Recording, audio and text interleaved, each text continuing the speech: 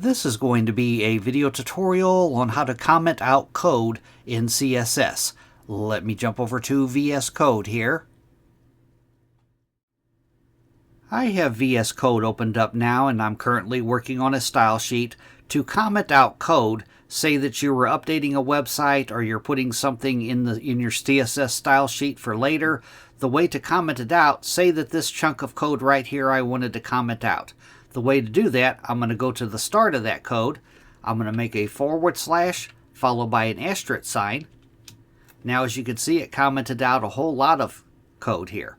I only want this chunk here, so I'm going to go to the end of my code that I want to comment out. I'm going to make another asterisk sign, and I'm going to make another /. Now that chunk of code here is the only thing that's commented out. And now to bring it back, you just simply remove the /, remove the asterisk, and then remove the opening part. That is how to comment out code in CSS. Thanks for watching.